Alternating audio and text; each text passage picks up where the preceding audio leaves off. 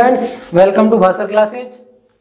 Rajasthan art and culture में हमारा जो टॉपिक चल रहा था वो चल रहा था राजस्थान की लोक देवियां। राजस्थान के लोक देवी वाले टॉपिक को आगे बढ़ाते हुए हम जो राजस्थान की अन्य जो लोक देवियां बच रही उनके बारे में पढ़ेंगे।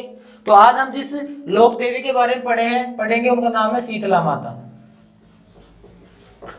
शीतला माता राजस्थान की लोक देवी है शीतला माता।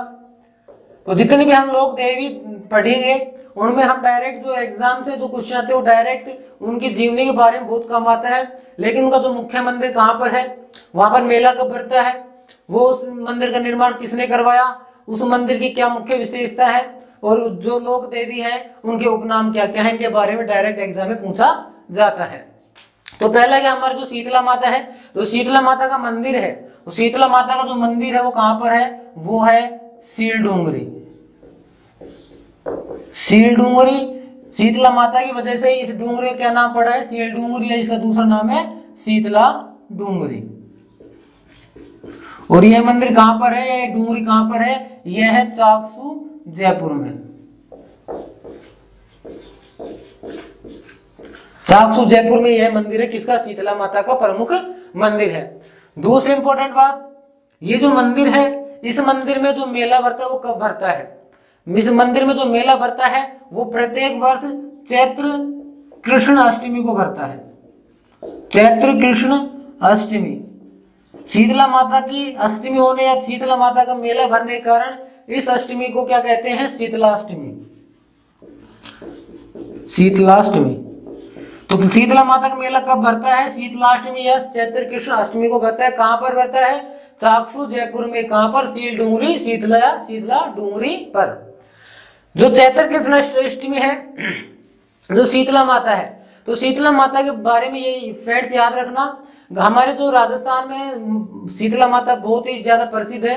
शीतला माता इसको चेचक वाली देवी के रूप में माना जाता है। इसके प्रकोप से अर्थात ऐसा मान्यता है कि इसके नाराज होने से जो छोटे बच्चे होते हैं, शिशु होते हैं, उनमें छोटी छोटी फुंसे हो जाती हैं, जिन्हें हम जो हमारे गांव की भाषा होती है इसमें छोटी माता के नाम से जानते हैं, जिसे चेचक कहते हैं। तो इस माता के नाराज होने से वो बीमारी होती है, कौन सी, चेचक बीमारी होती है। तो शीतलाष्टमी होता है, शीतलाष्टमी जिस दिन माता का मेला भरता है उस दिन जो माता को भोग चढ़ाया जाता है, इस माता को जो भोग चढ़ाया जाता है वो इससे एक दिन पहले जो भोजन बनता है या जो पकवान बनता है या जो माता को भोग लगाने की जो भी सामग्री बनती है वो इससे एक दिन पूर्व बनती है। तो एक दिन पूर्व जो इस दिन माता के लिए जो भी सामग्री बनती है या फिर जो भी इनकी पूजा के लिए जो भी सामग्री बनती है उस दिन वो कहा जाता है हमारे गांव में क्या, रांधा पुआ के नाम से जाना जाता है। और शीतलाष्टमी को क्या कहा जाता है, शीतलाष्टमी का जो दूसरा नाम है उसको कहा जाता है बाशोड़ा। अर्थात कि जो रांधे पुआ के दिन जो भी माता रानी का जो भी भोग बनता है वो अगले दिन अर्थात शीतलाष्टमी या बाशोड़ा के दिन माता के चढ़ता है। तो ये शीतला माता के बारे में हो गया। इस मंदिर का जो निर्माण है, इस मंदिर का निर्माण, पहली बात ये मंदिर कहाँ है वो हो गया, इस मंदिर में मेला कब भरता है वो हो गया, और इस मंदिर का निर्माण किसने करवाया, तो इस मंदिर का निर्माण करवाया था सवाई माधो सिंह ने। सवाई माधो सिंह ने, सवाई माधो सिंह के द्वारा इस मंदिर का क्या किया गया, निर्माण किया गया।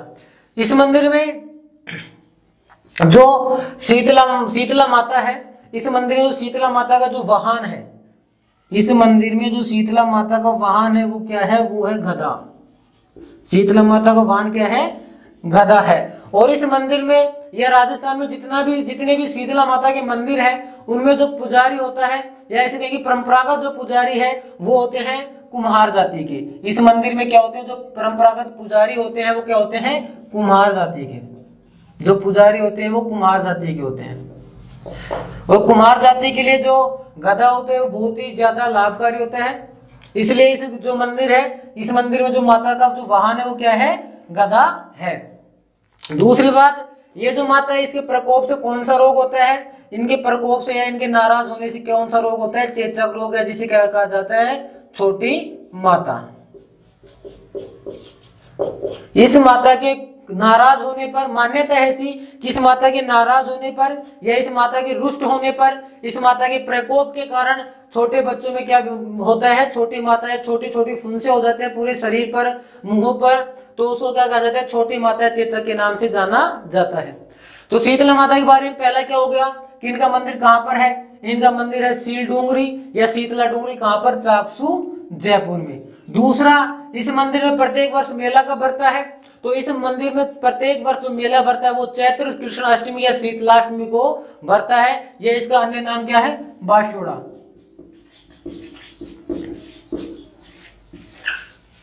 इसके बाद इस मंदिर का निर्माण किसने करवाया, तो इस मंदिर का जो निर्माण करवाया था वो किनके द्वारा किया गया, सवाई माधो सिंह के द्वारा किया गया। इस मंदिर में जो माता रानी का जो वाहन है वो क्या है, इस मंदिर में जो माता का वाहन है वो क्या है, गदा है। और इस मंदिर का, यह राजस्थान में जितने भी शीतला माता के प्रमुख मंदिर है उनमें जो परंपरागत पुजारी होता है या उनकी जो पूजा अर्चना करता है वो कौन सी जाति का होता है, वो होता है कुम्हार जाति का। और इस माता के प्रकोप से क्या होता है, चेचक रोग या छोटी माता रोग होता है। इसके बाद इस माता के उपनाम कौन कौन से हैं,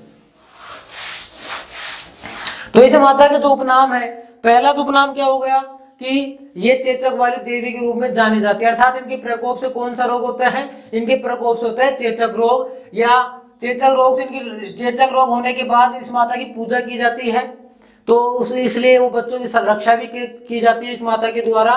तो इस माता को, शीतला माता का जो पहला उपनाम है वो है चेचक वाली माता या चेचक वाली देवी। इनका जो दूसरा उपनाम है वो क्या है, बच्चों की संरक्षिका या शिशु की संरक्षिका देवी। बच्चों की या शिशु की संरक्षिका देवी।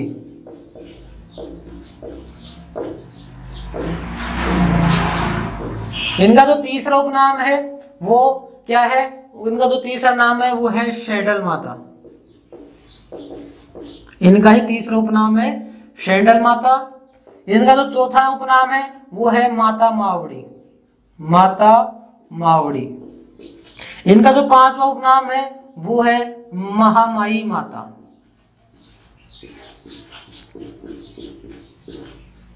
ये 5 शीतला माता के उपनाम हो गए। पहला क्या है, पहला तो इनका चेचक वाली देवी। क्यों है, इनके प्रकोप के कारण बच्चों में कौन सा रोग होता है, बच्चों में बड़ों में कौन सा रोग होता है, चेचक रोग होता है। उस रोग से छुटकारा पाने के लिए इस माता की पूजा अर्चना की जाती है। इसी कारण इसको क्या कहा जाता है, बच्चों की संरक्षिका देवी या शिशुओं की संरक्षिका देवी, अर्थात रक्षा करने वाली देवी। तीसरा इनका उपनाम है शेंडल माता, चौथा इनका उपनाम है माता मावड़ी और पांचवा इनका नाम है महामाई माता। शीतला माता के बारे में एक जो मुख्य विशेषता और है कि शीतला माता की जो पूजा की जाती है, शीतला माता की पूजा की जाती है वो महिलाओं के द्वारा की जाती है। और कौन सी महिलाओं के द्वारा, वे महिलाएं जिनको संतान सुख प्राप्त नहीं होता है, अर्थात संतान सुख की प्राप्ति के लिए महिलाएं शीतला माता की पूजा करती है। तो ये हो गया फ्रेंड शीतला माता के बारे में। दूसरे जो हमारी राजस्थान की लोक देवी है उनका नाम है जगत अंबिका माता। उनका क्या नाम है, जगत अंबिका माता।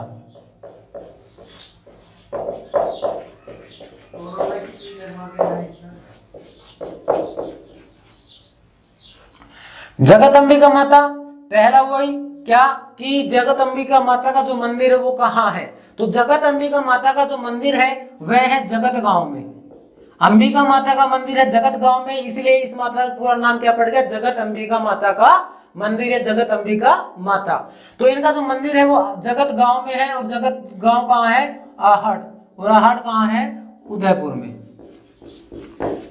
आहड़ कहाँ है, उदयपुर में। इस मंदिर की जो विशेषता है, इस मंदिर की जो विशेषता है वो क्या है कि ये जो मंदिर है ये लगभग 8वीं से 11वीं शताब्दी के मध्य बना हुआ है। और 8वीं से 11वीं शताब्दी के मध्य जो भी मंदिर बने हुए हैं वे उस टाइम जो शासन था वो प्रतिहार वंश का था, इसलिए उस टाइम जो भी मंदिर बने वो प्रतिहार कालीन मंदिर कहलाए। तो ये जो मंदिर है वो कौन सा मंदिर है, यह है प्रतिहार कालीन मंदिर। प्रतिहार कालीन मंदिर, प्रतिहार कालीन मंदिर है। और प्रतिहार टाइम में, अर्थात जिस टाइम प्रतिहार वंश का शासक था उस टाइम जो मंदिर बने उस मंदिर की जो शैली थी वो थी महामारू शैली। महामारू शैली। कौन सी शैली थी? महामारू शैली थी। जिस टाइम ये मंदिर बनाया गया उस टाइम किस वंश का शासक था? प्रतिहार वंश का शासक था। इसके बाद चौथी इसकी विशेषता क्या कि इस मंदिर का निर्माण किसके द्वारा किया गया? तो इस मंदिर का जो निर्माण किया गया वो किया गया काल भोज के द्वारा। किसके द्वारा? काल भोज के द्वारा। काल भोज का ही दूसरा नाम क्या है? बप्पा रावल। काल भोज का ही दूसरा नाम है क्या? बप्पा रावल या काल भोज। ये जो जगत अंबिका माता है इसके मंदिर में अर्थात कौन सी शैली में निर्मित है? महामारू शैली में निर्मित है। महामारू शैली क्या होती है कि जो मंदिर होता है चबूतरे के ऊपर होता है और ऊपर से सपाट होता है, उसके ऊपर कोई एक तरह छतरी सी होती है और उसके चारों ओर एक निश्चित मार्ग होता है परिक्रमा करने के लिए। जगत अंबिका माता है मंदिर है। इसकी मुख्य विशेषता क्या है कि यह एक शक्तिपीठ है। यह क्या है? एक शक्तिपीठ है। शक्तिपीठ क्या होता है कि जितने भी हमारे जो माता है देवियां हैं तो वे देवियां जिनके मंदिर ओनली फॉर मातृ देवियों को समर्पित है। मातृ देवियों को जो मंदिर समर्पित होते हैं उन मंदिर को क्या कहा जाता है? शक्तिपीठ कहा जाता है। इसलिए जो जगत अंबिका माता का मंदिर है वह भी देवियों को समर्पित है, इसलिए यह क्या है? शक्तिपीठ है या इसलिए यह शक्तिपीठ कहलाया। इसके बाद जो जगत अंबिका माता का मंदिर है इस मंदिर की एक मुख्य विशेषता क्या है कि इसको आहड़ का क्या कहा जाता है? खजुराहो कहा जाता है। किसका? आहड़ का। आहड़ का खजुराहो। आहड़ का खजुराहो को इसे कहा जाता है जगत अंबिका की माता के मंदिर को क्या कहा जाता है? आहड़ का खजुराहो या फिर मेवाड़ का खजुराहो। मेवाड़ का खजुराहो या फिर किसका? आहड़ का खजुराहो कहा जाता है। किसको? जगत अंबिका माता के मंदिर को। तो जगत अंबिका की माता के मंदिर को क्या कहा जाता है? आहड़ या मेवाड़ का कहा जाता है? खजुराहो कहा जाता है। खजुराहो क्या होता है? खजुराहो का अर्थ होता है कि जहां पर भी क्या मिली प्राप्त होती है? नगन मूर्तियां। नगन मूर्तियां। खजुराहो एक स्थान है मध्य प्रदेश का, एमपी का एक स्थान है खजुराहो, जहां पर इंडिया में सर्वप्रथम क्या प्राप्त हुआ था? नगन मूर्ति प्राप्त हुई थी। इसलिए अब इंडिया में जहां कहीं पर भी नगन मूर्तियां प्राप्त होती है उस स्थान को खजुराहो कहा जाता है। तो मेवाड़ का खजुराहो किसे कहा जाता है? जगत अंबिका की माता को मंदिर को कहा जाता है। जगत अंबिका की माता के मंदिर पहली क्या यह मंदिर कहां पर स्थापित है? यह मंदिर क्या है? जगत अंबिका माता का प्रमुख मंदिर कहां पर है? जगत आहड़, जगत गांव है आहड़ उदयपुर में। प्रतिहार कालीन मंदिर है और महामारू शैली में यह निर्मित है। कौन सा? जगत अंबिका माता का मंदिर। इसका निर्माण किसने करवाया? इसका निर्माण करवाया काल भोज या बप्पा रावल के द्वारा इसका निर्माण करवाया गया। इस मंदिर को क्या कहा जाता है? इस मंदिर को शक्तिपीठ कहा जाता है। क्यों कहा जाता है? क्योंकि ये जो मंदिर है यह मातृ देवियों को समर्पित है। केवल किसको? मातृ देवियों को समर्पित है। इसको मेवाड़ का या आहड़ का क्या कहा जाता है? खजुराहो कहा जाता है। क्यों कहा जाता है? क्योंकि जगत अंबिका माता के मंदिर में नगन मूर्तियां प्राप्त है, इसलिए इसको क्या कहा जाता है? मेवाड़ का खजुराहो कहा जाता है। यह होगा जगत अंबिका माता के मंदिर के बारे में। एक बात और ध्यान रखना, राजस्थान में नृत्य गणपति का मंदिर कहाँ है? नृत्य गणपति का मंदिर। तो राजस्थान में जो नृत्य गणपति का मंदिर है वह कहाँ पर है? जगत गांव आहड़ उदयपुर में ही किसका मंदिर है?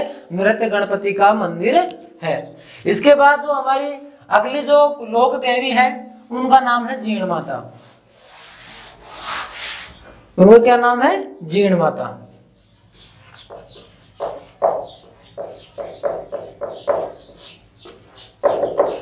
जीण माता के बारे में लगभग सबको पता होता है, सबको पता है कि जीण माता कौन थी। जीण और हर्ष की कहानी सभी ने सुनी होगी या देखी भी होगी।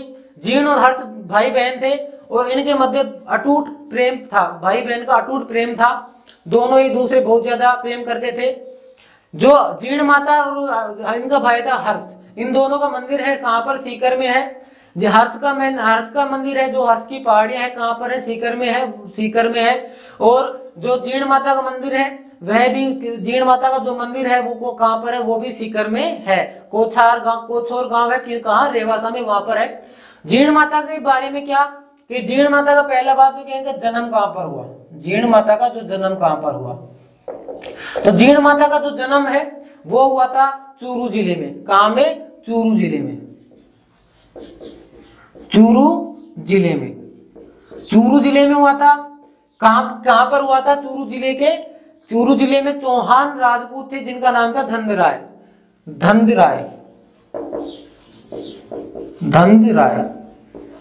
चूरू जिले के धांधु गांव में हुआ था। कौन से गांव में? अगर आपको गांव पूछे तो गांव का क्या नाम है? धांधु गांव। चूरू जिले के धांधु गांव में चौहान राजपूत थे जिनका नाम था धनराय। उनके घर में किनका जन्म हुआ? हर्ष और जीण का। हर्ष और जीण का जन्म हुआ। हर्ष और जीण भाई बहन थे। हर्ष बड़ा था, जीण छोटी थी, इनकी छोटी बहन थी। इनके मध्य अटूट प्रेम था। इसके बाद जीण और हर्ष के मध्य एक अटूट प्रेम था। हर्ष की शादी हो गई। हर्ष की शादी के बाद इनकी पत्नी आ गई। तो इन हर्ष की बहन जीण में और इनकी पत्नी की अर्थात हर्ष की पत्नी थी, हर्ष की बहन जीण और इनकी पत्नी के मध्य विवाद हो जाता है कि इनकी पत्नी कहती है कि हर्ष मुझसे अधिक प्रेम करता है और जीण कहती है कि मेरा भाई मुझसे अधिक प्रेम करता है। तो दोनों तालाब से पानी लेके जाते हैं घर और इनकी शर्त क्या लगती है कि हर्ष जिसकी भी पहले मटकी उतारेगा या घड़ा उतारेगा वह उससे अधिक प्रेम करता है। तो दुर्भाग्यवश दोनों साथ जाती हैं। उस टाइम जो हर्ष है वो अपनी पत्नी का घड़ा पहले उतार देता है। इस चीज को देखकर, इस घटना को देखकर जीण माता है वो बहुत ही ज्यादा आघात होते हैं, दुख होता है, इसलिए वो घर को त्याग देती है। वो घर को त्याग देती है जीण माता। इसको देखकर जो इनका भाई था हर्ष, वह भी इसके पीछे पीछे चल जाते इनको मनाने के लिए और दोनों चले जाते हैं काजल पहाड़ी पर। वहां पर ये दोनों बैठ जाते हैं। जीण माता है वो शक्ति का अवतार मानी जाती है कि जो जीण माता है वो शक्ति की पूजा अर्चना करने में ध्यान मगन हो जाते हैं। और जो हर्ष था वो हर्ष किसी में हो जाता है भैरव की तपस्या या शिव जी की तपस्या करने में लीन हो जाता है और वहीं पर इनका निर्माण अर्थात इनके मंदिर का निर्माण हो जाता है या इनके मंदिर बन जाते हैं वहीं पर। जो जीण माता है इनके, अगर जीण माता है वो जो किस कुल में जो पैदा हुई? तो जीण माता पैदा हुई थी चौहान वंश में। इसलिए जो जीण माता है वो चौहान वंश की आराध्य देवी है, ना कि कुल देवी। हमने पढ़ा था कि कुल देवी क्या होती है? जो उस कुल में ही पैदा हुई हो। लेकिन जो जीण माता है वो चौहान वंश में पैदा हुई, लेकिन ये चौहान वंश की कुल देवी नहीं है। ये चौहान वंश की क्या है? ये चौहान वंश की आराध्य देवी है। चौहान वंश की आराध्य देवी, चौहान वंश की क्या है? ये आराध्य देवी है। और मीणा जाति की भी आराध्य देवी मानी जाती है। मीणा जाति की भी क्या मानी जाती है? जीण माता आराध्य देवी मानी जाती है। अगर आज पूछे चौहान वंश की कुल देवी कौन सी है, तो चौहान वंश की जो कुल देवी है, चौहान वंश की अगर आपसे कुल देवी पूछे तो चौहान वंश की जो कुल देवी है, तो जो चौहान वंश है इसकी जो कुल देवी है वो है शाकंभरी माता। शाकंभरी माता। तो ये हो गया जीण माता के बारे में क्या। पहला तो इनका जन्म कहां पर हुआ? तो जीण माता का जन्म हुआ चूरू जिले के धांधु गांव में। धनराय चौहान राजपूत धनराय, उनके घर में जन्म हुआ किसका? हर्ष और जीण का। जो चौहान वंश की आराध्य देवी है जीण माता और मीणा जाति की भी क्या मानी जाती है? आराध्य देवी मानी जाती है। इनके जो भाई हर्ष है, इनका जो मंदिर है, हर्ष का जो मंदिर है वो कहां पर है? वो हर्ष की पहाड़ियां हैं। कहां पर? सीकर में। हर्ष की पहाड़ियां, जिन पहाड़ी के ऊपर ये गए तपस्या की, उस पहाड़ी का नाम इनके नाम पर क्या कर दिया गया? हर्ष की पहाड़ियां रख दिया गया। और इनका मंदिर कहां पर है? सीकर में। कहां पर? हर्ष की पहाड़ियों पर। हर्ष की पहाड़ियां है सीकर में। लेकिन अगर आपसे पूछ ले हर्षनाथ की पहाड़ियां कहाँ है, तो हर्षनाथ की जो पहाड़ियां हैं वो अलवर डिस्ट्रिक्ट में पड़ती हैं। अब जीण माता के मंदिर के बारे में देखते हैं। जीण माता के मंदिर क्या क्या विशेषता है और कहां पर जीण माता का मंदिर है और यहाँ पर प्रत्येक वर्ष मेला कब लगता है। तो जीण माता के मंदिर की जो जीण माता का जो मंदिर है, जीण माता का जो मंदिर है वो कहां पर है? वो है कोछोर गांव में। कोछोर गांव में तो तहसील है उसका नाम है रेवासा और ये कहां पर है? सीकर में। कोछोर गांव है, रेवासा तहसील है और जिला कौन सा है? सीकर डिस्ट्रिक्ट है। इसके बाद इस मंदिर, ये जो मंदिर है ये जो मंदिर है जिस पहाड़ी पर यह मंदिर स्थित है, जो पहाड़ी है वो 3 पहाड़ियों से घिरी हुई पहाड़ी है, अर्थात 3 पहाड़ियों के बीच में ये मंदिर है। और इस मंदिर में जो जीण माता की जो मूर्ति है वो अष्टभुजा मूर्ति है, अष्टभुजा मूर्ति या प्रतिमा, अष्टभुजा मूर्ति है किनकी? जीण माता की, इनके मंदिर में। और इस मंदिर में जो प्रत्येक वर्ष जो मेला लगता है वो चैत्र और अश्विन नवरात्रों में लगता है। चैत्र और अश्विन नवरात्रों में क्या लगता है? जीण माता का मेला लगता है। जितने भी लोक देवियां हैं, अधिकतर लोक देवियों के जो मेले लगते हैं वो चैत्र या अश्विन नवरात्रों में ही लगते हैं। जीण माता के बारे में जो चौथी इंपॉर्टेंट बात है वो क्या है कि राजस्थान के जो लोकगीत हम पढ़ेंगे आने वाले राजस्थान के आर्ट एंड कल्चर में, हम पढ़ेंगे राजस्थान के लोकगीत कौन कौन से हैं। तो जीण माता का जो लोकगीत है वो सबसे लंबा लोकगीत है। जीण माता का जो लोकगीत है राजस्थान में वो सबसे लंबा क्या है? लोकगीत है राजस्थान का। राजस्थान का सबसे लंबा लोकगीत कौन सी माता का या कौन सी राजस्थान की जो कुलदेवी है, सॉरी राजस्थान की जो लोक देवी है वो कौन सी लोक देवी है जिनका गीत सबसे लंबा है? तो उनका नाम है क्या है? जीण माता। इसके बाद जो जीण माता है, जीण माता के मंदिर में जो भोग चढ़ाया जाता है, मान्यता है कि उसमें 2.5 पाला भोग चढ़ाया जाता है, 2.5 पाला भोग चढ़ाया जाता है किनके? जीण माता के मंदिर में 2.5 पाला,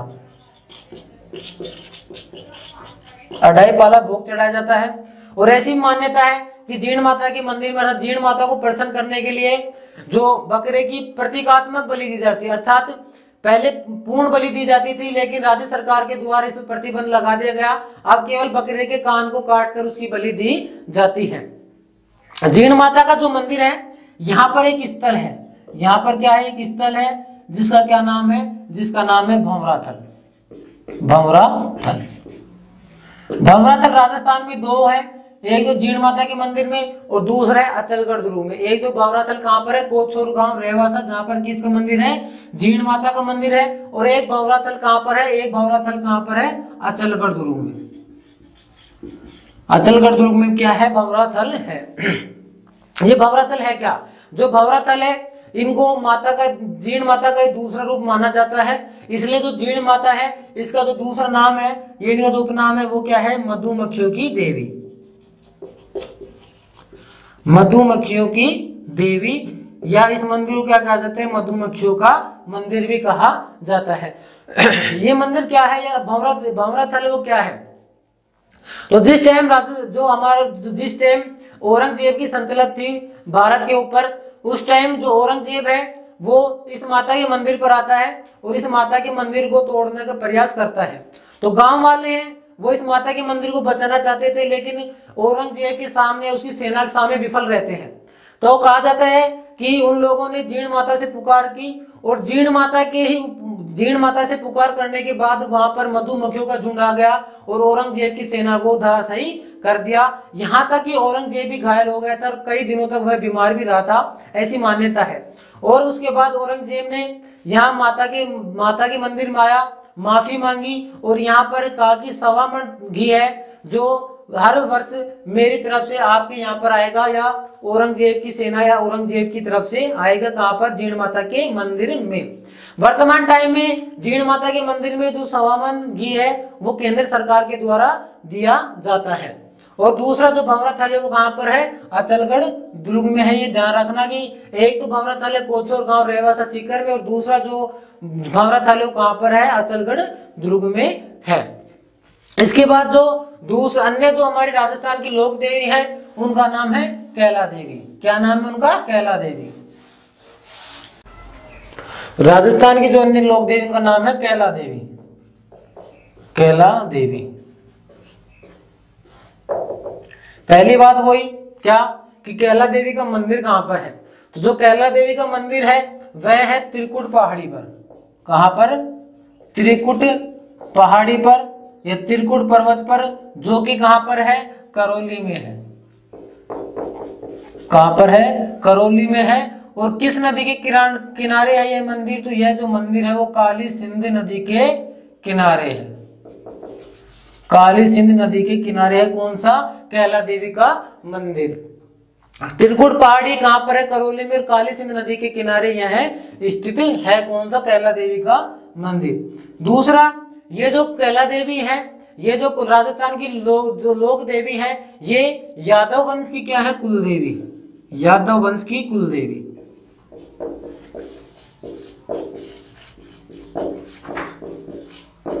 कैला देवी है वो यादव वंश की कुल देवी है।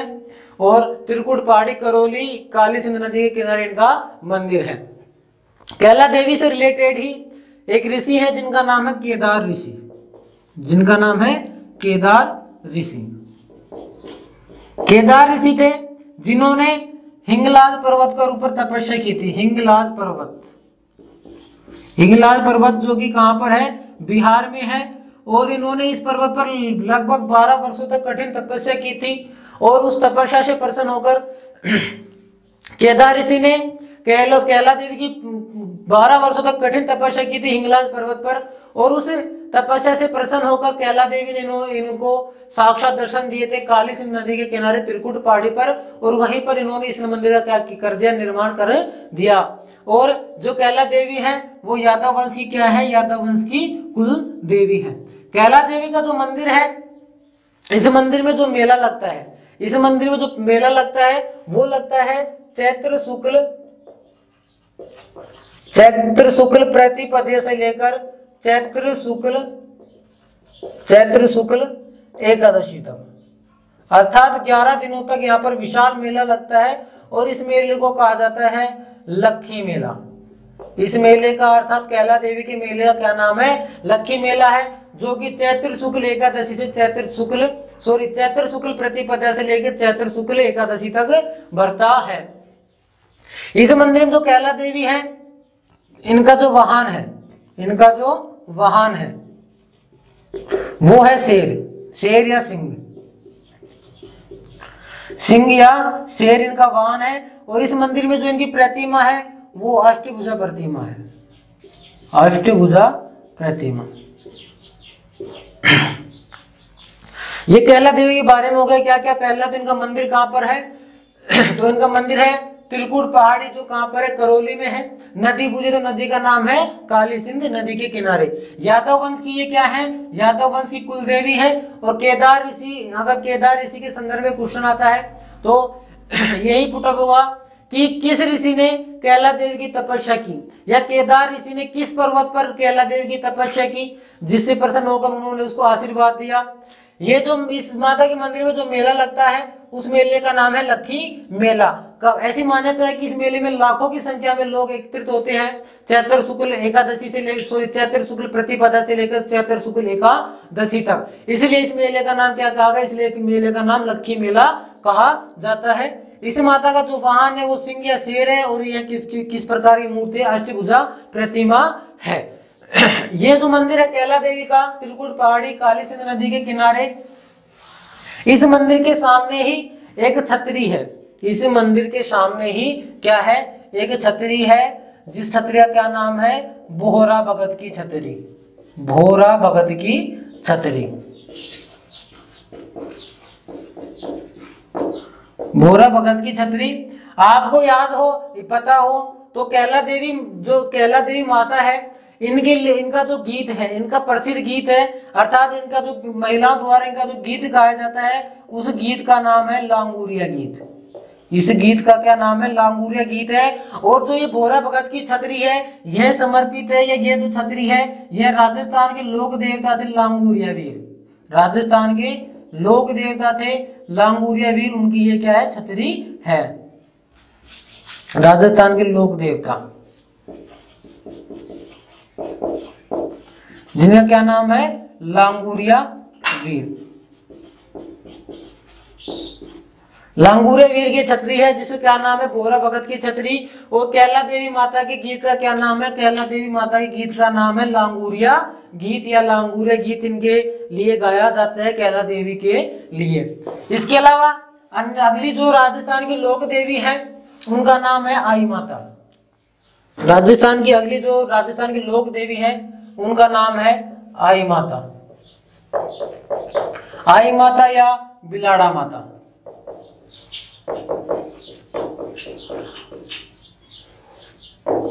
हमने राजस्थान के लोक देवता पढ़े थे, राजस्थान के लोक देवता रामदेव जी। तो रामदेव जी की ये शिष्या थी, जो आई माता बिलाड़ा माता थी वो किसकी थी? रामदेव जी की क्या थी? शिष्या थी। और आई माता के द्वारा एक पंथ भी चलाया गया जिसका नाम था आई पंथ। आई पंथ किसके द्वारा चलाया गया? आई माता के द्वारा चलाया गया। इसके अलावा आई माता के बारे में क्या है कि आई माता का जो मंदिर है वो कहां पर है? इंपोर्टेंट बात ये याद रखना कि आई माता थी वो रामदेव जी क्या थी? शिष्या थी। और आई माता का जो मंदिर है, आई माता का जो मंदिर है वो जोधपुर में है, जिस स्थान का नाम है बिलाड़ा। बिलाड़ा स्थान कहां पर है? जोधपुर में है। जहीं पर जोधपुर बिलाड़ा स्थान की वजह से इस माता क्या नाम पड़ा? बिलाड़ा माता नाम पड़ा। और कहा जाता है कि बिलाड़ा जो स्थान है वहीं पर एक नीम के वृक्ष के तले जो आई माता है इन्होंने आई पंथ की स्थापना की, या वहीं से आई पंथ स्टार्ट हुआ। ये जो माता है आई माता, ये सीरवी जाति की कुल देवी है। सीरवी जाति की क्या है? ये कुल देवी, सीरवी जाति की ये कुल देवी है। और इनका जो मंदिर है, इनका जो मंदिर वो दो है, एक तो मंदिर होता है और एक होता है थान। एक मंदिर और एक थान, दोनों ही एक जैसे होते हैं। तो इनका जो मंदिर है, इनके मंदिर को कहा जाता है दरगाह। इनके मंदिर को क्या कहा जाता है? दरगाह। और इनका जो थान है उसे कहा जाता है बड़ेर। जो दरगाह है उसमें मुस्लिम समाज के जो लोग हैं वो पूजा अर्चना करते हैं, इसलिए इसके मंदिर को क्या कहा जाता है? दरगाह कहा जाता है। और इनका जो थान है उसको क्या कहा जाता है? बड़ेर कहा जाता है। और ये इंपॉर्टेंट ध्यान रखना कि जो इनके मंदिर होते हैं, अर्थात आई माता का जो दरगाह होती है, उसमें गुर्जर जाति के प्रवेश निषेध है। गुर्जर जाति का क्या है? प्रवेश निषेध है। गुर्जर जाति का क्या है? प्रवेश निषेध है। और जो आई माता है बिलाड़ा माता है, इसको दुर्गा का अवतार माना जाता है। दुर्गा या मानी देवी का अवतार माना जाता है।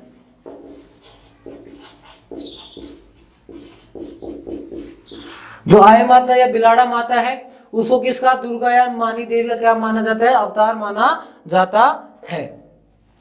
आई माता या बिलाड़ा माता के बारे में पहले इंपॉर्टेंट बात क्या है कि इनका मंदिर कहाँ है? तो इनका मंदिर है बिलाड़ा स्थान जोधपुर में। दूसरा, ये किस जाति की कुल देवी है? तो सीरवी जाति की क्या है? कुल देवी है। किसकी? सीरवी जाति की कुल देवी है। इनके मंदिर को दरगाह कहा जाता है और थान को क्या कहा जाता है? बड़ेर कहा जाता है। और जो इनके मंदिर होते हैं, इनकी जो दरगाह होती है उस पर गुर्जर जाति का क्या है? प्रवेश निषेध है। और दुर्गा माता या मानी देवी का ये क्या कहा जाती है? आई माता है, जो क्या है? अवतार मानी जाती है। और बिलाड़ा माता या आई माता कौन है? तो बिलाड़ा माता या आई माता रामदेव जी क्या है? शिष्या है या शिष्या थी। तो फ्रेंड्स, आज की क्लास में इतना ही। अगली जो क्लास होगी उसमें हम जो अन्य जो राजस्थान के लोक देवी बचे उनके बारे में अध्ययन करेंगे। जब तक आप अधिक से अधिक लाइक करें, शेयर करें और हमारे YouTube चैनल को सब्सक्राइब करें। Thank you so much friend.